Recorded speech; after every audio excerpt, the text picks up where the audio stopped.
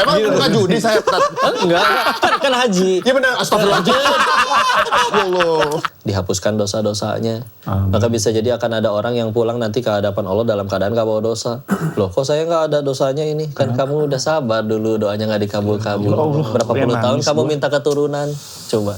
Kalau kita bantu, tapi sebelumnya kita pukul dulu. Tetap apa sih lo dari tadi doain mukul aja. Yang mana sih orangnya sih? Kan kita dianugerahi emosi. Ya apa sih Sur? Ustaz mau nanya yang mana orang itu?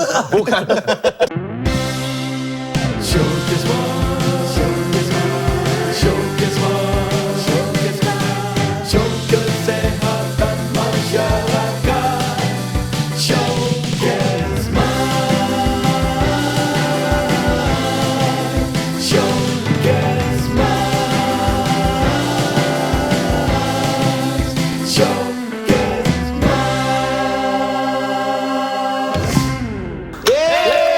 Selamat datang kembali di Showcase Mas. Hari ini bersama Assalamualaikum. Koko Dennis Lim. Yo, Ustaz Dennis Lim. Maaf ya, saya kenapa refleks begini? Kenapa gini bro? Iya juga. Takutnya dia ternyata CEO. Oh iya. Oh CEO. Penyamar. Menjadi Ustaz CEO yang menyamar. Berarti kerjaannya I.O. Itu CEO. CEO ini. CEO podcast Mas. Saya CEO. Sehat Pak Ustaz? Alhamdulillah sehat, mohon doanya. Beda ya. Apa? Bersinar. Iya. Wah cakuem. Cakuem.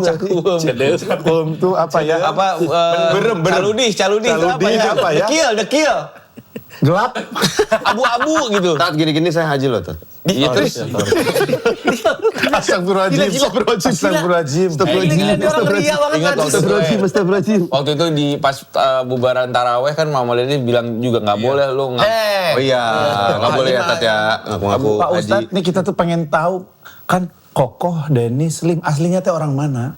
Lahir mah di Bogor. Lahir di Bogor. Darahnya aja Tionghoa. Oh, ada Tionghoanya? Emang iya. Bapak ibu gitu? Dari ayah. Dari ayah. Oh ada Tionghoanya, emang nggak kelihatan. Kalau yang ngomong Bisa nanya begitu. kalau mau ke Darto gitu. Bentar, Pak Ustadz. Iya. Darto ada tapirnya. Emang nggak kelihatan. Dia mah dia keturunan Wastafel Toto.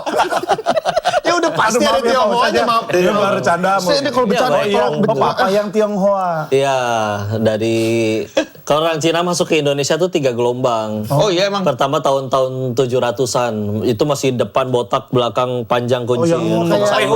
Jet Li. Itu 700-an. Ya, tahun 700-an. Ke gelombang kedua Dinasti Ming 1400-an. Zamannya Laksamana pada Cheng Ho. Cheng Ho yang iya. membawa agama Islam Nggak ada juga ya? Cheng ya sebetulnya di sana. Cheng dibacanya. Cheng. Karena sebetulnya kalau pakai marin dia pakai Z-H-E-N-G. Cheng. Cheng Ho. Ceng Ho tapi Ceng Ho. Dan waktu itu kaisarnya pengen supaya semuanya tunduk di bawah kekaisaran Cina. Dan untuk ngirim semua laksamananya itu ngejemputin para raja dibawain ke sana. Oh. Iya. Rajanya diundang atau diambil atau gimana konsepnya? Diundang Oh, untuk diundang. berbayat. Mau nggak berbaiat? Ada raja besar dia mereka nyebutnya kaisar ya. Terus akhirnya ini bahkan taunya jadi bahasa sejarah ini ya. Gak apa-apa seru Ustadz, kita mah seneng. Iya. Ambil minum Iya. Pak Ustadz. Ya, hatur nuhun, Masya Allah. Jadi tampinya iya kan. Saya berbagi pahala ini, berbagi saya ngasih. Masya Allah. Silakan. Oh gue nggak kasih Sur? Takut ini mau satu ada. Dari pahala. Iya. Pak Ustadz ada yang pegel? Dari pahala Pak Ustadz juga. rekening gua berapa nggak Pak Ustadz? pahala lah. Waduh. Terus Pak Ustadz 1400 tuh semuanya diundang. Tahunya justru dari ada buku judulnya 1421. Itu tahun maksudnya ya, bukan maksudnya setengah 3 kurang 9. Aduh. Setengah 3 kurang 9. Setengah 3 kurang 9 betul. Iya. Ngapain dibikin? Tapi di situ kayak veteran Amerika di angkatan laut, dia nggak percaya bahwa yang nemuin Amerika itu adalah Columbus. Karena Columbus berangkat tahun abad ke-15 1500-an. Iya, terus? Dan di kapalnya Columbus ada peta masalahnya. Berarti kan dia udah ngikutin orang begitu kan. Dan satu-satunya yang udah punya kapalan itu adalah Cina di saat itu. Dan katanya 1400. Columbus itu memang keturunan Tionghoa juga kan ya? Kalau itunya Kan Columbus. oh iya. Kalau Musa soide kau ini, aku suka banget bercandaan engkau. Ya cuman ketika akhirnya beres dijemputin, nyampe ke Cinanya lagi, kaisarnya udah dibunuh, dikudeta. Seingat saya entah sama pamannya atau sama sepupunya sendiri. Dan akhirnya mereka pengen justru membuat Cina itu tertutup.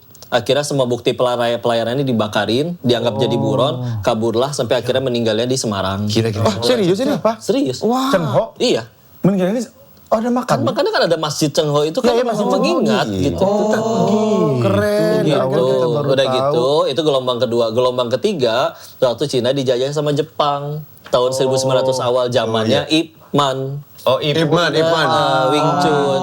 Karena Jepang itu lebih di utara daripada Cina, makanya pasti larinya ke selatan.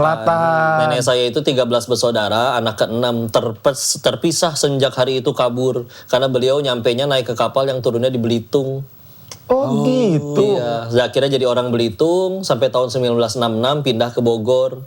Nah, udah gitu sayanya lahir tahun 91 udah jadi orang Bogor. Gitu. Tapi emang ya silsilahnya sampai atas-atas ya? Bisa sampai atas-atas begitu. Diulik gitu. Iya. Dicari tahu nanya ke ini. Iya. Nanya Mohon ke- maaf Pak Ustadz, Iya. saya mau nanya. Mohon maaf tapi ya. Iya. Tapi dari lahir berarti sudah seorang Muslim. Karena ayah nikah sama ibu udah Muslim kan. Ya, cuman kan saya besar sama nenek, beliau Buddha, di rumah ada meja abu, TK sampai SMA sekolah Katolik, doyan makan babi, cari duitnya di Thailand, jadi suka dikira begitu. Tapi baru benar-benar belajar Islamnya memang ketika pulang dari Thailand itu 2017. Oke, berarti kan orang Ke Thailand? convert ke Islam karena katanya dapat hidayah kan. Kalau dia terlahir dari bukan Islam dan hidayah, apakah hidayah itu datang ke sebagian orang doang atau semuanya dapat hidayah tapi kepekaannya yang beda-beda? Nah ini ada 3 pendapat nih. Kalau kata Ustadz tadi Hidayat, Hidayah itu kayak kalau ada orang bagiin makanan di masjid, terus ada satu orang nggak mau ngambil, nyampe OTW jalan pulang dia mati kelaparan, salah siapa? Salah itu, dia. Nah Hidayah itu ada di mana-mana. Oh itu orang nipu sekarang hidupnya susah, pelajaran kan? Tinggal dia jangan nipu kan berarti kan? Tapi ada yang masih nipu, ya udah itu urusan dia. Oh itu tetangga saya gara-gara judo hancur, apalagi kuda misalkan dia. Kok ke saya? Karena yang tadi cerita. Oh iya, kemarin habis nonton kuda. Iya, Tapi betul. nggak ada gitu-gituan saya. Nggak ada Beneran, memang. kagak ada saya Nggak itu. ada. Kita nonton kuda. Iya. Ada nih menjagokan. colek pun. Menjagokan. Oh kuda ini tapi nggak ada. Nggak ada. Emang kelihatan kalau muka-muka Nggak suka. ada. Emang bukan judi saya. Enggak, kan haji. Iya benar. Astagfirullahaladzim. Ya Allah. Lucu sekali. Itu tuh tadi Hidayah. Iya. Atau juga ada yang berpendapat seperti kayak begini, ada hidayah duluan, ada taufik duluan. Hidayah itu petunjuk, taufik itu pertolongan. Jadi ada yang dapat hidayah duluan, ada yang dapat taufik enggak, kayak atau sebaliknya. Contoh, orang dia lagi maksiat nih jelas-jelas, misalnya lagi di tempat dugem misalkan. Cuman dia akhirnya mikir, saya mau sampai umur berapa ya? Sekarang aja udah umur segini, masa hidup kayak begini belulu. Nah, itu dia masih maksiat gitu. Tapi dia udah kepikiran pengen berhenti. Itu hidayah. Hidayahnya sudah datang, tapi dia belum dapat pertolongan untuk berani meninggalkan itu semua. Jadi kalau misalkan tiba-tiba ada telepon, ayo pulang. Berarti mungkin itu taufiknya. Ya, mudah-mudahan kalau pulang betulan. Nah, tapi kalau yang nelponnya istri kan masih aman. Yang repot kalau yang ngejemput malaikat maut kan nggak bisa nego. Iya, amit-amit ya Allah. Iya, karena ada riwayat hadis yang menjelaskan bahwa malaikat maut itu nengokin kita sehari itu sekitar 70 kali dalam sehari. Iya. Malaikat maut Nengokin kita. sehari 70 kali. Iya. Belum. Gitu. Iya. Ngaco kene.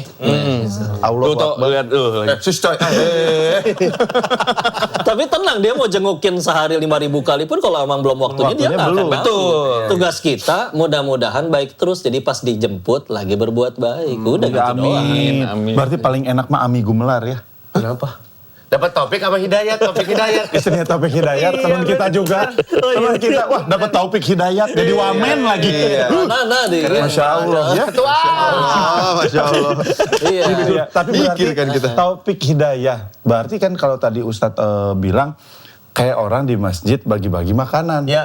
Berarti sebetulnya ada semuanya di depan kita. Iya, kita kan banyak dapat contoh loh di hidup kita di luar, bahkan di televisi, bahkan di tayangan-tayangan. Tinggal mau ambil atau enggak gitu. Cuman kan ya mohon maaf ya, saya sendiri dulu baru berhenti kebut-kebutan waktu SMA kan setelah dengkul sendiri jatuh gitu. Padahal teman-teman sendiri kan ada yang kemana ini nggak masuk, dia kemarin jatuh dari motor. Tapi tetap aja sebelum dengkul kita sendiri yang ngerasain kan. Makanya kalau orang bilang pengalaman adalah guru yang terbaik, ya emang kudu ngerasain sendiri. Harus kena batunya dulu gitu katanya ya. Kudu kena jewer dulu. Nah tinggal kita nih mau nunggu, mau datang ke Allah dengan sukarela atau dipaksa dulu sama. Ya Allah. Tapi saya mau nanya juga, kan ada juga nih kalau ngomongin contoh ya, nggak setiap yang oh dia maksiat terus hidupnya berantakan. Ada juga yang ini maksiat kok tajir-tajir aja gitu. Iya, koruptor. Kayak Ada lah. Ya orang. Bukan teman kita. Oh gitu. Tapi mau temenan. Tahu kan maksudnya? Maksudnya bukan orang. Ya gitu. Nggak maksud pertanyaannya, Ustaz. Nggak gini. Bukan maksud orangnya. Kita tahu maksud Ngomongnya pertanyaannya. tahu kan maksudnya, tapi kalau Ya maksudnya tahu maksud gua kan iya, gitu. mukanya kayak kenal kan orangnya. Ya makanya kan maksudnya gitu kan ada kan. Ini orang kita udah jaga nih misalnya kita saya nggak mau bandel karena takut rezekinya jadi seret atau apa. Tapi ngelihat teman-teman yang lain, kok dia tetap bukan teman-teman yang lain. Orang lain. Kalau saya Pak Ustadz, saya semua makhluk hidup di dunia ini saya anggap teman. Oh gitu. Karena Tarzan. Tarzan, teman saya. Teman Tarzan. Ini teman saya. Tarzan, teman. Baik. Ya tapi gitu Tat gimana Tat? Ya, itu gimana? Ya baik, bismillah. Makanya definisi kebaikannya itu kita lurusin dulu. Kalau sekedar definisi hidup yang baik itu duit banyak, Iya. punya jabatan dan segala macam, ya udah berarti kita kalah semua sama koruptor. Cuma kan ternyata syarat ke surga kan nggak harus punya duit. Syarat punya anak soleh itu nggak harus punya banyak duit banyak. Karena kalau misalnya syarat punya anak soleh harus duit banyak ya anak koruptor pasti anak tersoleh. Nggak akan ngegebukin anak orang diinjek terus selebrasi. Iya. Itu ada di Amerika, di Amerika. Begini di jalan. Itu di sana di luar Itu negeri. di luar negeri. Minnesota. Itu di Minnesota. Timberwolves. Mississippi. Timberwolves anak basket. Guys, Anak ganti basket. topik ke aku nggak kerasan. Jadi intinya bagaimana tuh Pak Ustadz? Ya, Makanya definisi baiknya lurusin dulu. Luruskan dulu Jadi gini niat lah. kita ya. Nikmat sama musibah itu kita suka salah kaprah, dan kalau ini salah kaprah kita susah bahagia nanti. Kalau nikmat itu sekedar semua kepengen kita jadi nyata, atau lebih beruntung yang orang-orang yang jahat, yang nyuri, yang korupsi dan lain-lain. Tapi kita tahu baik itu satu standarnya, apapun yang bikin kita tambah dekat sama Allah. Jadi berarti mohon maaf, motor hilang berarti nikmat kok. Kalau gara-gara motormu hilang kamu jadi ke masjid terus, nggak bisa kemana-mana lagi, Allah juga tahu motormu kamu pakai untuk apa. Ya udah itu pertolongan. Cuman kenapa kamu sedih? Ya di hatimu belum Allah. Buktinya ketinggalan sholat nggak nangis, hilang duit baru nangis. Jadi Berarti definisi bahagianya tuh harus Iya. diganti, mindsetnya tuh harus diganti ya. iya lagi Maksudnya, nih, misalkan maksiat dia dapatnya berapa? Sedikit kan? Cuman dunia kan, nggak banyak, dan udah mah cuman dunia, sebentar lagi berapa lama? Yang mau nyampe 80 tahun, umur 60 aja pasti makan emping udah asam urat, udah repot, nggak akan bisa ngapa-ngapain. Tahu-tahu hisapnya lama, PR, jadi ngapain? tapi kan Tamparan keras. cuman kan sekarang semua kan harus pakai uang. Maksudnya sekolah mahal Pak Ustadz. Iya. Bensin mahal, Iya. biaya hidup Pajak mahal. semua. Jadi kita pun mau enggak, gue tetap pengen bahagia. Tapi mau duit mah ripuh kene sih gitu. Dah eta teh hese gitu. Jadi curhat aing mah. Udah. Dia emang curhat dari dalam hati Ustaz. Ada kita bisa Pengennya mah bersyukur alhamdulillah sakieu ge. Kamar Makanya udah kan ada AC. Dibilang yang banyak ya sahabat Nabi ada yang uangnya banyak. Sahabat Nabi juga ada yang istilahnya ekonominya ibarat menengah ke bawah. Tapi kan mereka kalau kayak begitu karena jatuhnya pilihan. Ada sahabat Nabi aku lebih mudah. Ada loh sahabat Nabi yang berkata aku lebih mudah dekat sama Allah kalau aku menjabat. Makanya ada sahabat Nabi yang pergi kemanapun harus jadi pemimpin, gak boleh jadi rakyat. Amr bin As contohnya. Makanya akhirnya jadi gubernur di Mesir. Tapi juga ada sahabat Nabi yang merasa aku lebih mudah dekat sama Allah kalau gak punya apa-apa. Abu Dzar Al-Ghifari misalkan, atau Abu Darda radhiyallahu anhuma. Jadi bagi mereka, jadi benar-benar mereka tuh cuma jadiin itu jembatan gitu. Ingat kan analogi jembatan sama rumah? Kita pengen pulang ke rumah lewat jembatan, gak ada jalan lain. Kan gak ada yang menghias jembatannya begitu indah. Karpet empuk, pegangan dari emas, lampu sorot, seindah-indahnya jembatan, kita gak mau tinggal di jembatan kok. Sedangkan rumahnya bobrok, pintu lepas, kaca pecah, atap jebol. Anda gak mau tinggal di jembatan, tapi kita lagi di jembatan nih. Iya kan? Kalau kita stres karena pasti sibuk bagusin jembatan, bukan bagusin dunianya. Pasti sibuk sama bagus-bagus sesuatu yang pasti akan kita tinggalkan. Sebagaimana kita juga perlu jembatan buat ke rumah, ya kita ke surganya Allah perlu jembatan kan? Ada yang jembatannya harta, maka gunakan harta itu, dapatnya dari mana, dipakainya untuk apa. Ya. Ada yang jembatannya ilmu, ya gunakan untuk berdakwah.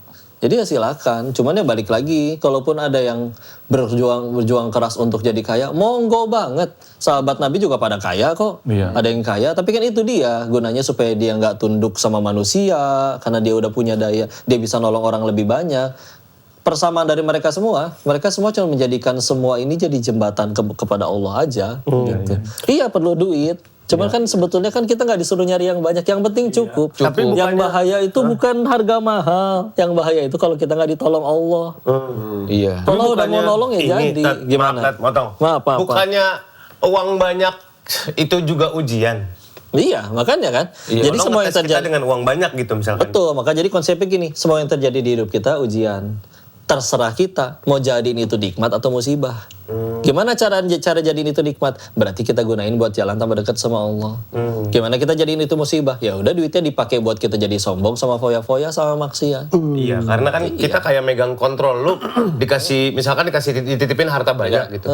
Lu mau ancur banget bisa, mau bagus banget bisa gitu. Bahkan godaannya lebih gila karena lu bisa ngelakuin Karena lu apapun. bisa ngelakuin Iya, apapun gitu maksudnya. Ya udah ujian. Tinggal kita mau gak jadiin jadi apa nih? Berarti mindsetnya aja yang dijadiin kayak gitu. Ya betul lah, insya Allah. Ya. Tadi mau nanya tuh, Pak. Maksud Nana boleh apa ketahuin? dada? Katanya ya, kan doa tuh banyak orang bilang, wah gue mau doa terus tapi nggak pernah kabulkan gitu segala macam. Cuman kalau kata orang-orang justru ya doa itu banyak orang yang minta doanya lebih baik dikabulkannya mungkin nanti di akhirat, bukan cuma di dunia. Ya. Justru orang-orang itu orang-orang yang misalnya udah dekat dengan Allah, malah mereka tuh minta doanya tuh bukan buat dunia, buat di akhirat. Minta husnul khotimah, minta hidayah. Jadi memang kalau kita mikir doa kita nggak dikabulin, siapa tahu doa kita akan dikabulkan nanti di akhirat nanti. Tuh. Bahkan memang kalau kata Nabi doa itu kata siapa nggak dikabul, karena kata Nabi doa itu dikabulnya 3 cara. Satu, dikabul sesuai kepengen. Kalau nggak dikabul gimana kok? Dijauhin dari musibah. Harusnya kepleset nggak jadi, harusnya ketipu, handphone penipunya hilang misalkan. Kok saya udah doa nggak dikabul, keserempet ini lagi angkot. Kalau nggak doa mungkin keserempetnya tronton. Jadi alhamdulillah, jadi cuman sama angkot, ya kan? Kok saya udah nggak dikabul, tetap keserempet lagi. Maka berarti pilihan yang ketiga, dihapuskan dosa-dosanya. Maka bisa jadi akan ada orang yang pulang nanti ke hadapan Allah dalam keadaan gak bawa dosa. Loh kok saya gak ada dosanya ini? Kan kamu udah sabar dulu, doanya gak dikabul-kabul. Berapa puluh tahun kamu minta keturunan? Coba. Banyak sahabat artis yang pada menanti keturunan itu sekian lama, itu gak kebayang itu pahalanya. Insya Allah. Kalau ikhlas ya. Iya kalau ikhlas, kalau maksudnya Ridho sih. Kalau ridho, iya bahwa ini adalah kehendak Allah gitu. Iya. Karena kadang kalau di Indonesia suka ketuker ridho sama ikhlas. itu bedanya apa, Tat? Ikhlas dan ridho? Ridho itu dalam menerima takdir Allah. Kecopetan, ya dasar maling kurang ajar, emang kurang ajar. Kalau soleh kan gak nyopet, gitu kan. Gitu. Dan gitu kalau misalnya ikhlas itu memurnikan ibadah hanya kepada Allah. Jadi ridho itu saat terima, ikhlas itu saat berbuat. Berbuatnya buat apa nih? Jadi kalau kamu sholat duha tadi, kalau kan kita bilangnya ikhlas lillahi ta'ala kan. Karena kalau misalnya nggak ikhlas lillahi ta'ala berarti gara-gara apa? Oh lagi ada calon mertua biar dikira soleh. Ya berarti itu salah niat berarti kan. Itu kan Berarti nggak Allahu Akbar. Sambil nengok. Kalau mertua belum nengok, Allahu Akbar. 2 kali. Udah kita sambil live lagi. Ambil lain. Aduh, sambil. Mertuanya bingung. Sholat duha kenapa dia kenceng suara katanya. Wah aneh, aliran apa ini katanya. Gitu. Berarti kalau ridho itu waktu kita nerima. Iya. Kalau ikhlas itu waktu kita Beramal. Oh jadi kalau misalkan ada musibah, saya ridho ya Allah. Ini atas kehendak-Mu ya Kalau Allah. pakai bahasa Arab ya maknanya gitu. Cuman kalau di Indonesia ikhlas nggak nih? Ya, masalah bahasa itu ya. ridho nggak nih? Suka suka. Yang ikhlas ya nak, namanya juga musibah yang ikhlas. Ridho Tapi kan ya. untuk mencapai itu susah kan. Untuk punya ridho dan ikhlas tuh susahnya bukan main. Ada satu, saya pernah berbincang dengan almarhum Masya Allah Ustadz Jeffrey Al-Bukhari. Dia sempat bilang, Mes, salah satu ilmu tersulit dan saya pun masih belajar adalah ilmu ikhlas. Katanya. Kenapa sesulit itu? Ikhlas itu di waktu iblis diusir dari surga, Di ayat 39-nya kan dari surat 15 Al-Hijr, dia sampai berkata, kalau karena engkau yang menjadikan aku sesat, maka engkau akan sesatkan seluruh anak Adam. Tapi dia sendiri yang memberikan exception. Satu orang jenis orang yang gak bisa dia ganggu. Di ayat 40-nya, illa ibadaka minhumul mukhlasin. Kecuali hamba-hambamu yang ibadahnya ikhlas kepadamu ya Allah. Karena dia udah tujuannya Allah, berarti dia mau digoda pakai apa lagi? Dan kayak punten mohon maaf ya, kalau kalian cari misalkan ada nama orang namanya Abdurrahman ibn Muljam. Ini bukan orang baik karena dia adalah yang nusuk atau ngebunuh Sayyidina Ali. Padahal sholat sampai jidatnya berdarah-darah. Ya kan? Orang-orang Khawarij. Tapi mereka disebutkan sebagai orang-orang yang paling Allah benci dan juga ya kayak gitu. Imannya tuh nggak nyampe hati gitu kan. Sedangkan di riwayat yang lain ada Nabi menjelaskan di hadis lagi ngobrol sama para sahabat, tunjuk ke pintu akan ada ahli surga tuh datang. 3 hari berturut-turut orangnya sama.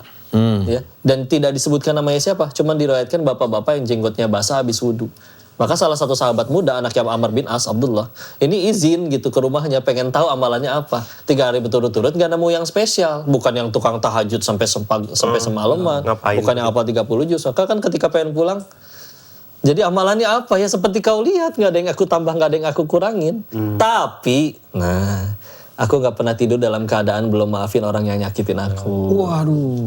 Aku gak pernah pengen nikmat orang hilang dari dirinya. Jadi ibadahnya standar, tapi nyampe ke hati. Karena punten ya, sholat penting. Tapi kalau mau jujur orang Jepang bisa loh bikin robot sholat 24 jam. Bisa. Iya, Bisa. bener. Dan dia nggak akan nyelamatin ibu-ibu keserempet mobil di pinggir jalan gitu. Dan kita nggak akan bertanya, ih robotnya menisoleh mau jadi mantu aku nggak? Enggak gitu kan. Karena ada robot. Kita nggak pernah disuruh sujud ruku 24 jam. Pertanyaannya ibadah kita yang segitu-gitunya udah bikin kita jadi manusia yang seperti apa. Jadi sih pikirin, gimana biar ikhlas satu memang perlu waktu. Atau kadang kalau emang susah ikhlas kan penyebabnya biasa 2. 1, karena ngerasa nggak tahu harus berbuat apa. 2, karena ngerasa dirugiin. Maka obat yang pertama ya perlu ilmu. Kita tahu kenal Allah. Kita tahu ini dunia ini konsekuensinya seperti apa. Dan akhirnya setelah diikutin iya ya ada kebaikan. Dulu aku hidup sepuasnya semaunya nipu-nipu apa segala bohong. Ternyata pada kena batunya juga. Akhirnya kan jadi pelajaran tuh pengalaman. 2, ketika ngerasa dirugiin berarti obatnya apa? Ya memang harus pakai sudut pandang di mana kita nggak pernah rugi dong. Yaitu dengan kacamata iman. Karena kalau udah tujuannya Allah ya kita kan ngerasa kecewa gara-gara saya udah nolong dia malas mana terima kasih juga enggak akan saya urusan sama dia lagi. Kalau nolongnya buat Allah dia jahat ya dia yang rugi kan, dia yang jahat. Masa dia yang jahat kita yang dihukum. Tapi kan kamu dikhianatin, ya saya mah bakal mati cita-cita ke surga.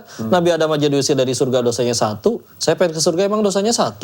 Atau harusnya ngasih bolu ke dia. Tapi kan dia nyebelin. Ya alhamdulillah meninggal gak ditanya kelakuan dia, ditanya kelakuan masing-masing. Tapi kan kamu dijahatin. Ya tapi kan berbuat baiknya emang bukan supaya dia cinta, biar Allah cinta aja. Satu dunia cinta, Allah benci juga kita yang repot. Buset. Gue butuh kacamata episode ini malu, gue mau nangis mulu dari tadi. Kalau misalkan nih Tat, kita kesel sama orang nih, nanti juga Allah yang balas. Kita nggak mau ngerepotin Allah, kita pukul duluan. Nggak gitu dong. Berarti lu yang dosa. Saya nggak mau ngerepotin. Iya, dan ribet-ribet ya. Nggak suka gitu sih. Kok pemikirannya aneh. Saya mah seneng nolong Allah, udah saya aja. Tapi kalau dari penjelasan Pak Ustadz tadi, betapa memang ilmu ikhlas tuh Berat ya? Berat lah. bukan hanya sekedar mengampuni, memaafkan berarti Pak Ustadz ya. Iya. Berdiri sendiri juga kan berarti. Kadang udah diucapin di sini, di sini bilang, di sininya masih bilang. gerendeng. Karena berarti kalau ngelihat barusan Pak Ustadz, berarti intinya saya tidak berurusan dengan kamu. Saya berurusan dengan Allah. Apa yang kamu lakukan menjahati saya? Itu urusanmu dengan Allah. Kamu dengan Allah. Ya, kamu yang rugi. Urusan saya dengan Allah. Kamu kelaparan, akan saya bantu kamu jangan sampai kelaparan karena saya menunaikan apa perintah Allah membantu sama manusia gitu. Karena Allah suka. Udah gitu aja. Allahu Akbar. Kalau kita bantu, tapi sebelumnya kita pukul dulu. Tetap apa sih lu dari tadi doain mukul Nah, yang aja. mana sih orangnya sih? Kan kita dianugerahi emosi. Ya apa sih Sur? Otak mau nanya yang mana orang itu. Bukan. Teman kita tadi yang maksiat tapi Kan kayak kita dianugerahi sama Allah ada emosi gitu. Ini adalah anugerah dari Allah. Itu ujian. Cobaan. ujian. Kalau tadi temen yang udah maksiat tapi tetap kaya akan ada hari yang nanti kalian berkata di hadapan Allah, untung bukan saya yang kaya. Serius. Benar-benar. Kita lagi ngantri ini di pengadilan Allah. Begitu tahu-tahu kan ngelihat, aduh itu orang hukumannya parah amat bro. Dosana naon sih eta? Dosana iya. Aduh aing ge pernah deh kumaha ieu teh. Pas giliran kita lolos, bro. Loh, nani lolos orang. Ya kan kamu di dunia udah nggak sekaya dia, jadi nahan lapar kau mah sabar ngadepin istri, kau mah sabar ngadepin anak. Bener-bener. Saya Gue lapar pernah sih lihat sekarang klip nih. Raim Laude bilang bahwasanya mungkin Allah menyelamatkan kita dengan tidak mengabulkan doa kita. Iya. Benar-benar. Terus Takutnya apa yang kita kita nggak pengen mampu baik ya terus? menanggung bebannya. Berarti apa yang dikasih ke kita sekarang, Allah merasa kita udah siap dong. Maksudnya kita dikasih, ya katakanlah apapun yang kita rasa dapetin dunia, dari kita rezeki. pengen- Iya apapun itu. Berarti kalau kita dikasih, Allah ngerasa kita udah siap belum? Siap nggak siap ya kadang kita kalau ngedidik anak juga kan, nah, kalau emang udah waktunya ya dia siap nggak siap, kalau nggak digituin nanti nggak siap-siap. Dan itu jadi ada anggapan oh ini kalian udah bisa, atau mungkin jadi ujian juga buat kita diberikan Iya sesuatu dikasih, itu. sok mau buat apa, dikasih gitu sama Allah. Ya, Dan dan kalau- kalau balik lagi lulus atau enggaknya kan kitanya mau berbuat apa nih. Dan kalau yang tadi Saya saya masalah motivasi bro. benar, asik. Dan masalah tadi yang Pak Ustadz bilang semuanya harus ada rasa bersyukurnya yang lebih besar dari kita. Jadi menurut gue ya kayak tadi ya untung nggak ini. Jadi untung nggak cuman Iya. keserempet. Kayak cerita si Kabayan aja, inget kan? Iya. Dia pamer motor ke istrinya. Iya. Itu nggak keluar itu. Udah gitu nggak keluar ya udah dia jemput, ditarik nyampe luar motornya hilang. Aduh halas ya hilang. Alhamdulillah. Kok alhamdulillah? Untung saya udah turun, kalau nggak ikut dicolong sama motornya. Cuma dia kan rasa bersyukur. Cuma rasa bersyukur. Itu orang kapan sedihnya ya gitu. Meskipun ya banyolnya tapi dah. Ya, kita bisa praktekin gitu. Nah, Pak Ustadz kan tadi bilang makanya harus ada ilmunya, harus dapetin ilmunya. Nah, Pak Ustadz sendiri mendapatkan ilmunya itu berapa lama? Nah ilmu itu nggak tergantung IQ, ilmu itu terserah Allah. Karena yang punya ilmu Allah, tugas kita mantesin diri, lantaskah untuk dititipin ilmu itu gitu kan. Dan Allah akan ngelihat effort kita. Dulu pernah waktu lagi kuliah hadis ya, guru pernah pada bilang kayak gini, seorang yang belajar dari nol, insya Allah dia bisa jadi ulama, betulan ulama ya, dalam waktu 5 tahun katanya. Asal ketemu sistem belajar yang benar, guru-guru yang tepat, dan itu dia. Karena masalahnya Allah ngelihat nih, waktu kosong kita 6 jam. Sama ada orang waktu kosong yang saking sibuknya dengan sekian banyak amanah, dia ayah, dia direktur, mungkin dia apapun itu. Dan benar-benar cuma setengah jam. Tapi Allah tahu setengah jam itu kita benar-benar total untuk Allah. Dia baca kitab, dia ibadah. Itu Allah bisa jadikan ilmu yang dia pelajarin dalam setengah jam bisa ngalahin orang yang belajar sehari 6 jam. Karena ilmu itu gimana berkahnya. Dan kok bukannya ilmu tergantung IQ? Iya, meskipun dia IQ-nya rendah, terus akhirnya dia cuma bisa hafal satu hadis, Allah ridho, Allah bisa jadikan 1000 orang mau ngamalin satu hadis yang keluar dari mulut dia. Orang itu cerdas, dia bisa hafal 1000 hadis, tapi Allah nggak ridho karena dia cuma pengen dipanggil si pinter, si cerdas, si alim, si soleh. Maka Allah bisa jadiin nggak ada satu orang pun yang mau ngamalin satupun hadis yang keluar dari mulut dia. Jadi gimana berkahnya kan? Apalagi Allah juga mengingatkan di ayat terpanjang di Al-Quran. Meskipun itu tentang hutang piutang ya, Al-Baqarah 282 belah kiri itu. Nah udah gitu, dijawabnya terakhir apa? Wattaqullah wa yu'allimukumullah. Bertakwalah kepada Allah, nanti Allah yang ngajarin kamu. Jadi aslinya dalam hal apapun ya, nggak cuma belajar. Kita kan sebelum angkat tangan juga Allah udah tahu kita pengen doa apa. Pertanyaannya, cuman pertanyaan yang paling sering diajukan, kok doanya apa ya biar punya jodoh? Kok doanya apa ya biar bisa punya anak? Ya pertanyaannya bukan doanya apa, tapi pertanyaannya kamu udah pantas belum jadi hamba yang doanya dikabul?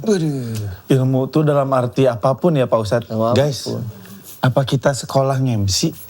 Apa kita sekolah ngomong? Enggak. Apa kita sekolah ini berarti yang Allah menitipkan ilmu berbicara ini, public speaking ini kepada kita semua. Dapat rezeki lewat biwir itu. Bener. Bacot.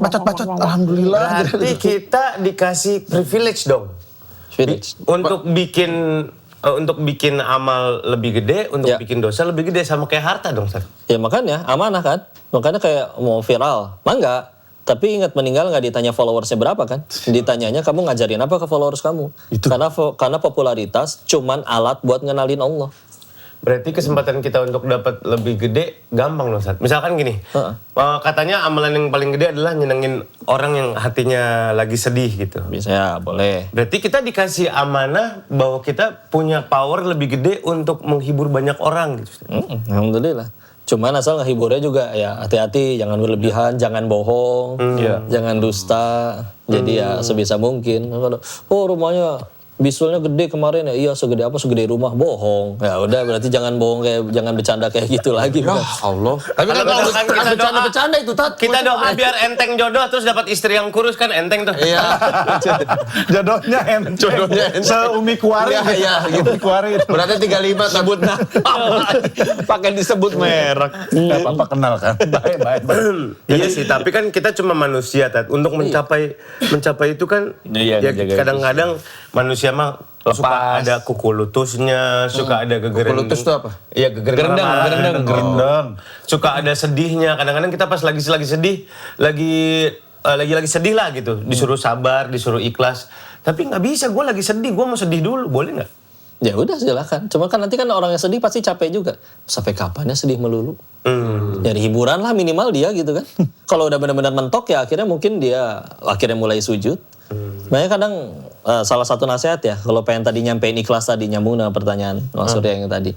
Kalau A pernah bilang kayak gini, misalkan nih nanti kita udah pada mati semua nih, terus ternyata nyampainya bukan ke yang ke surga, ke yang satu lagi.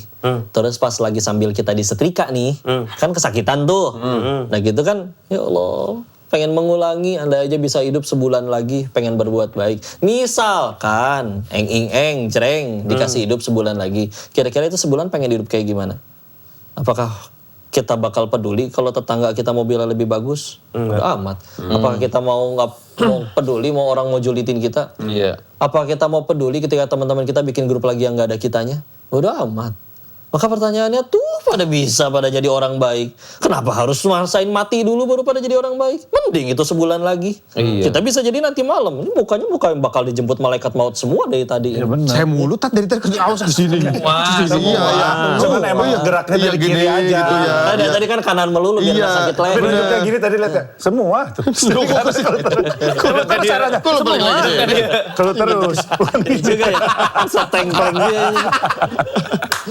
Kenapa Ada begini ya? istilah orang Indonesia, orang baik matinya cepet katanya. Iya. Berarti kita ini masih dikasih kesempatan buat ngapusin, buat berbuat baik. Iya, buat berbuat baik. Tat. Kata Nabi manusia yang paling beruntung memang yang paling panjang umurnya. Tapi kan ada dannya.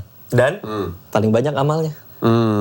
Paling beruntung, paling banyak panjang umurnya dan paling banyak amalnya. Kebaikannya. Dan kalau ditanya kata Nabi siapa yang paling rugi orang? Sama, yang paling panjang umurnya. Tapi yang paling buruk amalnya.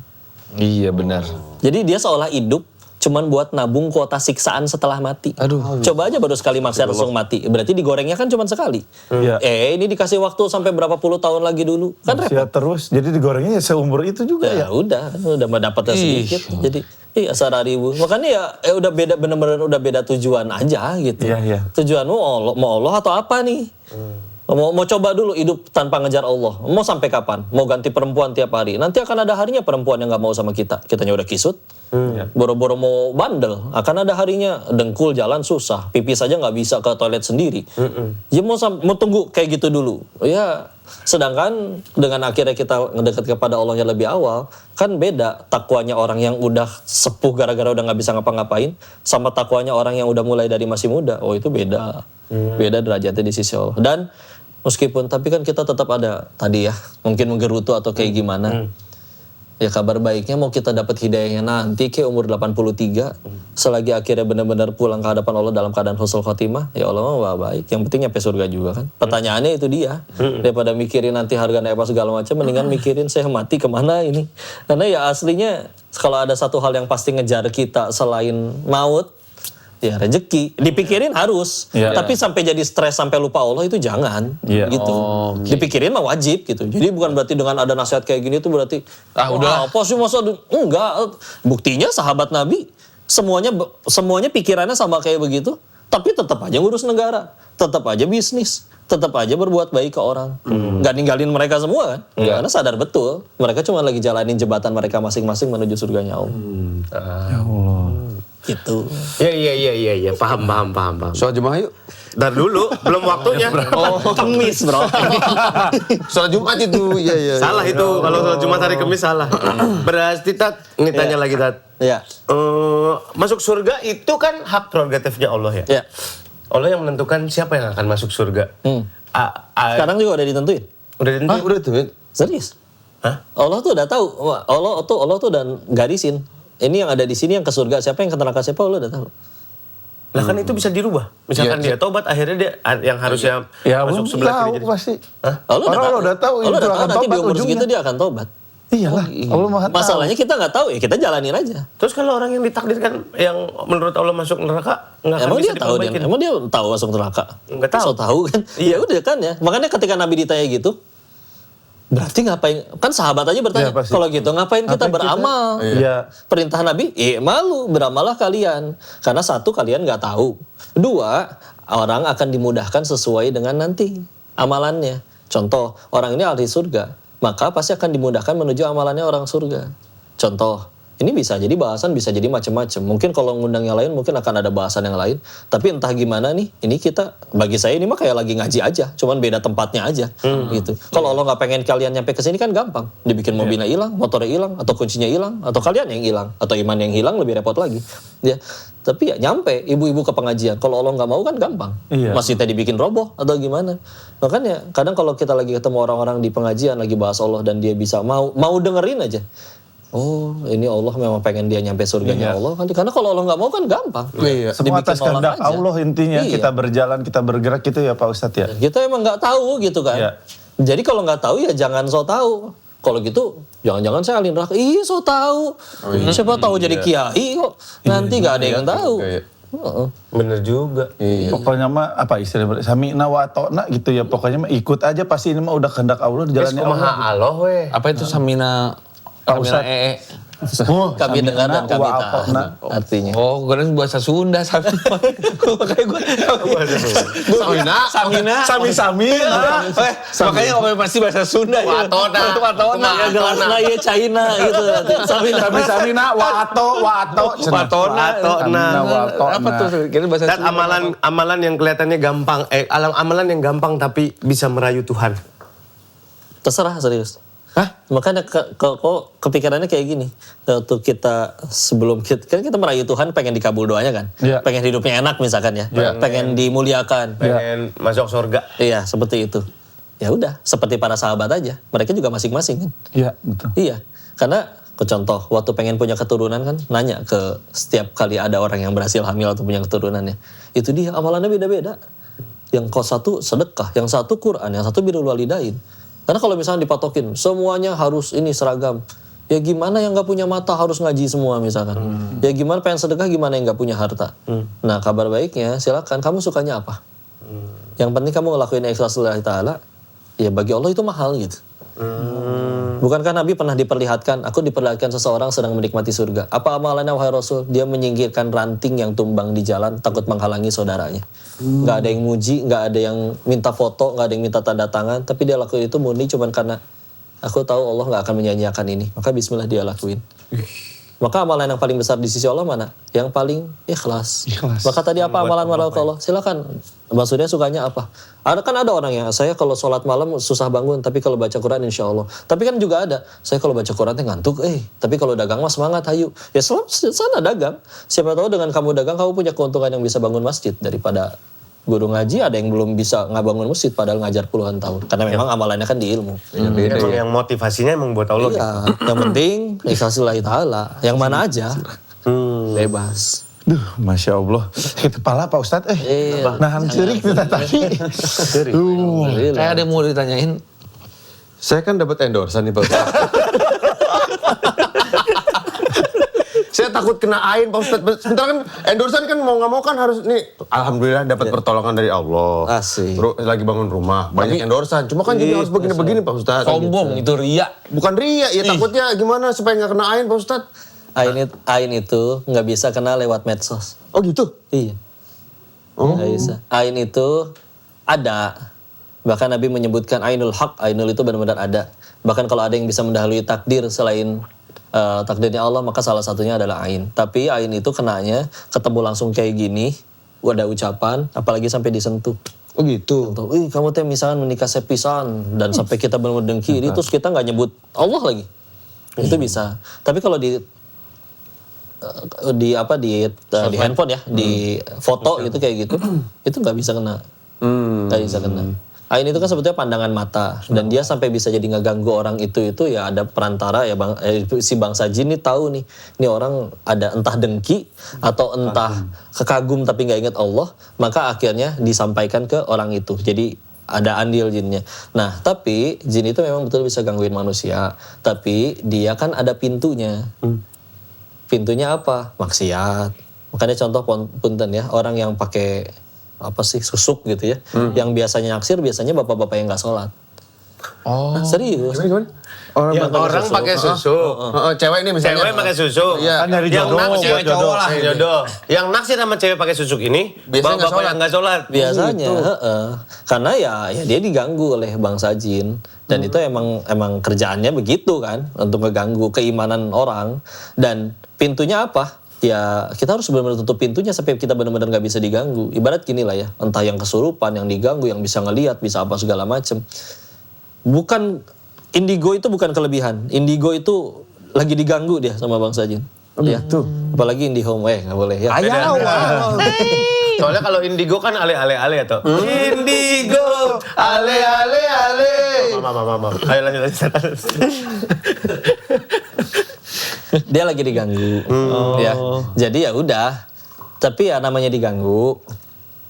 Ibarat kalau misalkan di rumah ada kecoa, disemprot pakai anti serangga kan mati. Tapi kalau rumahnya nggak pernah dibersihin, kan kecoanya datang lagi. Jadi cara terbaiknya adalah ya udah bersihin rumahnya sampai kecoa juga males datang. Jadi kalau kita yang diganggu, gangguan jin itu nggak harus dalam bentuk penampakan atau kesurupan ya, dibikin males ibadah, ya. Kayak asa berat gitu, males gitu, diantar lagi. Azan, nyantai, tinggal wudunya ada, sajadahnya ada, udah benar-benar tinggal sholat, antar lagi deh. Sosok nyari, ya ada telepon lagi pas, ya. Jadi ya itu juga gangguan gitu. Nah pintunya ya semakin terbuka pintu maksiatnya, semakin mudah dia diganggu. Maka kalau ada orang yang benar-benar dia ngejaga dirinya, tauhidnya bener kuat ya dia juga nggak bisa diganggu. Iya dia orang soleh betulan. Ya cuman dia mau istrinya atau anaknya seneng kalau misalnya ayahnya posting itu di medsosnya gitu. Dan kita posting laki-laki benar-benar niat ya udah aku pengen nyenengin kamu aja gitu. Atau kalau tadi misalnya endorse ya saya mah ini urusan kerjaan gitu ya, ini udah SOW-nya seperti ini ya sudah gitu kan dijalanin, bukan pengen nunjukin aku hebat keren apa aku punya ini kamu belum punya rumah, nggak ada niatan kayak gitu, murni ini kerja, dia bisnis dia bayar kita ya udah gitu, dan kitanya taat takwa. Orang nggak suka, jin nggak suka juga nggak bisa ganggu. Dan balik lagi ke yang awal berarti ya Pak Ustadz ya, saya posting ya karena Allah, saya bekerja karena Allah, biar Allah yang menjaga apapun yang terjadi itu ya Pak Ustadz ya. Medsos mah alat aja. Iya. Berarti kita berangkat kerja harus diniatin ya. Ya Allah saya berangkat kerja karena Allah Ta'ala gitu ya. Harus ke sesuatu Kan emang gitu kan, Bismillahirrahmanirrahim, Allah, la haula wala quwata illa billah, itu berserah dulu tuh. Udah berserah, ya tinggal tambahin ya Allah pengen nyari nafkah ya Allah untuk anak istri. Karena mungkin anak saya masih bayi nyari uang sendiri. Ya udah, jadi jalan Tapi aja. nih ngomongin manusia kita nih, ya pertanyaan menurut gue perwakilan dari teman-teman, apakah bisa manusia merasakan cukup? Karena kan kita dulu pernah ada ngekos, rumah ngontrak. Sehari dulu 50.000, tapi hidup-hidup aja. Hidup, terus sekarang udah alhamdulillah dikasih lebih, tapi tetap ada masih pengen yang lebih.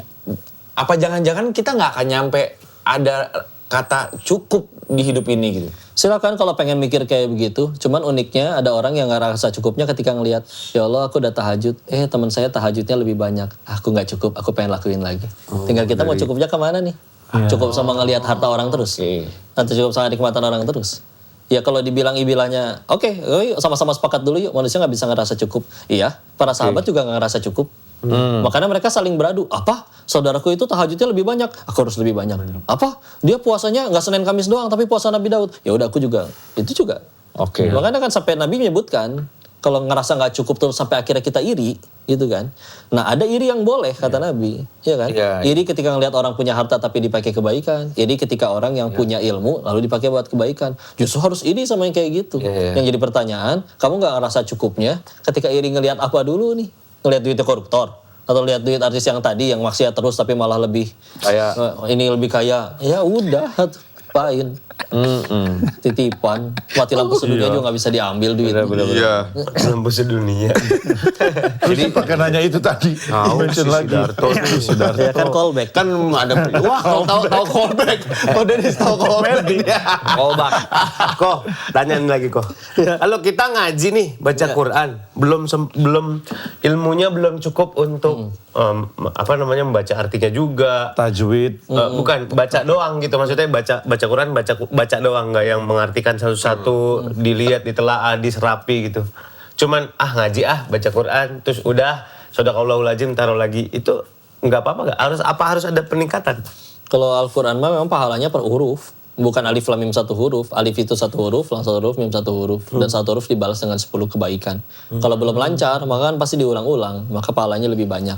Kalau udah lancar berarti gimana? Kan nggak mungkin orang lancar ngaji cuman Yasin, shadaqallahul azim. Kan nggak mungkin. Pasti dia juga baca lebih banyak. Karena emang udah benar-benar lancar bacaannya.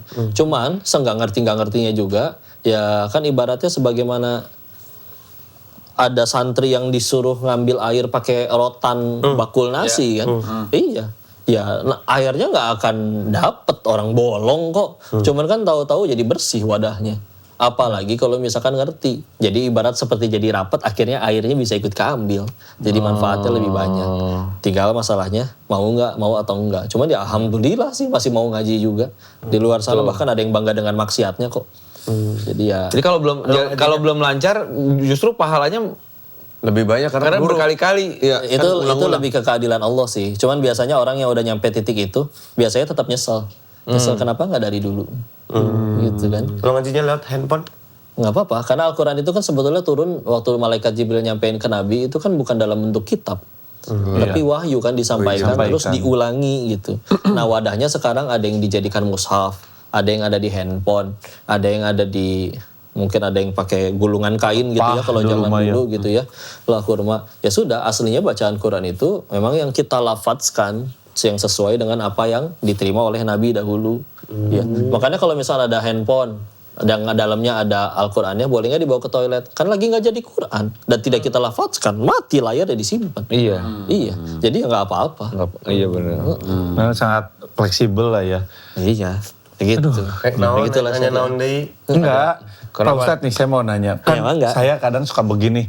Kumaha? Kayak gini. Ayo Tok, jelasin Tok. Dia suka gimana Tok? Nggak usah lah. Saya tuh suka begini. Kadang suka begini. Saya aneh nggak sih Mas? Kadang suka begini. Saya aneh itu. Terlalu aneh. Ya, saya tuh kadang kalau tadi ngomongin Al-Quran ya, memang suka ada satu momentum ketika memang lagi pusing, banyak masalah apa gimana. Salah satu cara yang paling saya suka lakukan adalah membuka Quran. Karena ada Quran dengan terjemahannya. Jadi saya suka iseng gitu Pak Ustadz. Tapi memang pribadi ya, cuman apakah memang sebetulnya ada ilmunya, harusnya seperti apa. Walaupun kadang memang saya tanya, ketika saya tidak mengerti cara penafsiran saya, pasti saya menelpon guru-guru lah. Cuma ketika mengerti, oh ini ternyata Ima surat ini ayat segini ternyata tentang keikhlasan nih kayaknya. Oh ya udah berarti ikhlas. Kayak begitu-begitu sebetulnya gimana Ustadz? Ada nggak sih ilmunya bertanya pada Quran gitu? Ya sahabat memang dulu kalau ada masalah ya nyarinya di Quran juga. Alhamdulillahnya mereka pada hafal aja gitu. Kita belum hafal ya silakan boleh lihat. Kalau kau sih kalau ngedengar pertanyaan kayak tadi lebih ke mikir, ya udah berarti Allah, salah satu ciri Allah sayang kan dengan dibikin dia selalu butuh Allah gitu. Cuman kan kita mau sampai kapan jadi orang yang masa baru nyari Allahnya nunggu ada masalah terus. Ibarat kalau kita punya teman yang kalau senang-senang selalu sama grup yang ono, ada masalah baru nyari kita. Kan jiwa julid kita aja bergejolak gitu kan. Itu yang temen yang tadi itu yang bukan. Bukan menyimak ini. Terus ini orang nih. Iya, ya padahal kadang kita suka kayak gitu ke Allah. Lagi senang-senang sama teman-temannya, tapi giliran ada masalah baru aja sujud sambil nangis. Kenapa saya? Kemana wae bro? Mari kemana aja gitu. Bikin konten. Ganti filter. Kok sempet ya? Aku mau nangis. Kok sempat sih? Sambil lihat. Teriak di mobil, ada gelas Sorcelli gitu. Kenapa sih Kak? Sedih. Dia komen, kolom komen. Semangat ya Kak. Makasih. Jangan lupa tap-tap layar. Jangan lupa tap layar. Ada yang kasih gift. Makasih ya. Gue kena cantik ini di keranjang kuning ya. Jangan lupa tap-tap layar. Emang ada yang begitu? Gue suka amazed gitu sama, ya udahlah sama temen-temen Namanya yang konten. Caper ya. sempat gitu. Atau kayak misalkan mau bunuh diri live atau update dulu kan sama caper gitu. Kalau emang pengen nanti ya justru mumpung gak ketahuan. malah jadi diumumin. Iya. Malah jadi ketahuan gitu ya malah gitu. Caper sampai ke tulang-tulang ya repot. Mudah-mudahan kita bisa jadi orang yang selalu ingat sama Allah ya berarti. Amin. Karena kalau enggak nanti Allah yang ingetin. Iya. Dengan masalah, dengan Ya, dengan musibah, apapun. dengan keinginan. Dengan Iya, rezeki bisa juga. Iya, dengan apapun. Dengan Bukan berarti gue lagi mencoba mengilhami bahwa kita tuh dapat posisi sekarang ini, apa yang dulu kita doain mudah-mudahan ya dikabulin, berarti kita dianggap udah siap. Kalau dianggap udah siap, masa kita kagak siap lagi gitu maksud Dan gua. jangan ngeluh gitu. Iya. Posisi yang ada di kalian sekarang itu bisa jadi impian banyak orang. benar Termasuk ibu-ibu yang lagi mual gara-gara hamil, ya kan? Mualnya kalian itu bisa jadi impian sekian banyak wanita di luar sana yang pada pengen punya. Jadi sama yang lagi ngurus toddler, ngurus anak, yang lagi menyusui itu impian. Udahlah, jangan suka malu kalau nikmat dari Allahnya tuh terlalu banyak. Kita sendiri nggak suka sama orang yang nggak tahu diri kan. Maksudnya kita jadi hamba yang kayak gitu ke hadapan Allah. Iya. Kualitas dibahas gitu-gitunya. Zuhur 5:30, asar 5:30. Sholat lupa rakaat wae. Subuh sebangunnya. Kuliah kulhu wae deh. Gak tiga Mun sholat lupaan kieu kumaha tet. Biar ingat ya. Satu. Dua. Orang sok minang deh. Entah kieu nya minang poho. Poho rakan sabaraha aja. Sujudnya lama tuh biasanya. Gara-gara mikir abis ini tasyahud apa berdiri. Sok kieu tah. Ulangi deui mah ya. Nambah deui, nambah we lah. Nambah we lah. Iya, nambah. Nanti ada Tapi sujud itu ilmu tuh. sahwi. Kalau gitu gimana? Kalau gitu gimana? Bener Nambah, ilmu iya, kalau iya. lupa. Nambah ya? Lebih baik nambah ya? Sujud sahwi. Kalau misalkan sahwi kita selesainya. lupa, ambil asumsi yang paling sedikit. Rakaat 3 atau 4 ya ini. Oh, 3 berarti. Anggap aja 3. Terus abis itu? Sujud sahwi. Sujud sahwi ada 2 cara. Gimana? Sebetulnya hadisnya banyak, tapi dirangkumkan jadi 2 yang paling utama aja ya. Kalau kita lupanya pas lagi sholat, maka begitu udah beres tasyahud, jangan langsung salam, tapi sujud sahwi 2 kali. Allahu Akbar, sujud, Allahu Akbar, duduk lagi, Allahu Akbar, sujud lagi, Allahu Akbar, baru salam. Tapi kalau benar-benar ingatnya setelah udah beres sholat, udah ngobrol kayak gini, oh iya tadi 10 menit lalu sholat, asa cuma 3 rakaat, padahal harusnya 4. Ya itu bisa balik lagi ke tempat sholat, dan ketika masih ada wudhu, boleh Sholat langsung, lagi? enggak sujud, sujud sujud sahwi aja. aja. Oh, oke. Sujud sahwi aja. Bacanya apa? Bacaannya kalau benar-benar nggak hafal, karena riwayatnya tidak diwajibkan plek-ketiplek harus seperti itu ya. Maka boleh sempat ya Allah hamba berniat menyempurnakan sholat hamba yang mungkin ada kekurangan atau kelebihan dengan sujud sahwi ini. Ya Allah itu juga udah cukup. Kalau lagi ngimamin, imamnya ikut kita sujud sahwi lagi dong. Kalau misalnya lagi pernah imam lupa dan akhirnya dia sujud sahwi dan akhirnya kami makmum ngikutin. Gitu. Berarti karena makmumnya juga lupa berarti ya Terus itu. kieu teh sebelum Atau ada salam sujud dulu, Allahu Akbar, duduk antara 2 sujud, Iya. sujud lagi, Iya. baru gini lagi. Iya, baru salam. Salam. Kalau makmum memang nggak boleh ngingetin. Boleh. Tilu kayaknya karek tilu. Teh kitu meureun. Subhanallah. Karek tilu ye. Subhanallah ya. Ya, subhanallah. Subhanallah. Kalau perempuan menepukkan tangannya gitu. Karena kalau saya laki- Ima sok gitu. Subhanallah. Lagi sholat sendirian, ditepok orang mau masbuk. Dia, apa sih malah Iya, dan imamnya pun ketika misalkan dia harusnya duduk ya, tapi harusnya rakaat kedua dia malah berdiri gitu ya. Harusnya duduk dia malah berdiri. Nah, kalau misalkan dia masih kayak menuju berdiri, makmum berkata subhanallah, maka duduk lagi. Tapi kalau misalkan ternyata dia udah kepalang berdiri, bahkan udah baca al-fatihah baru ada yang subhanallah, terusin. Oh gitu. Nah, nanti baru di akhir sujud sahwi. Gitu. Jangan, aduh udah Al-Fatihah, tinggal 1 sholat lagi. Duduk lagi. Umat baru ingat belakang, jamaah baru ingat subhanallah. Manja duduk deui, jangan atuh. Terusin aja. Pokoknya duduk deui. dari takbir ya langsung duduk. Oh gitu. Gitu. Dan makmumnya, Langsung beres, bubar. Ya mudah-mudahan ini jadi apa ya? Jadi kita Hidayah. menggunakan amanah yang dititipkan sama Allah untuk menyebarkan kebaikan sama orang ya Pak Ustadz. Podcast ini baru jadi baik bukan ketika banyak yang nonton, tapi ketika membuat diri semua yang ada di sini dan semua yang nonton jadi tambah dekat sama Allah. Amin. Ya Allah, ingat yang mau berangkat kerja bilang bismillah tawakkaltu ala Allah la haula wala quwata illa billah, diniatin buat nyari rezeki buat keluarga, diniatin buat Allah. Semoga kita semuanya dapat hidayah dari episode ini dan datangnya Pak Ustadz jadi taufiknya, pertolongannya. Amin. Mohon doanya. Terima kasih. Terima kasih Ustaz Deris. Masya Allah, nun pisan atau nuhun. Insyaallah. Yang kedua, insyaallah. Bye bye.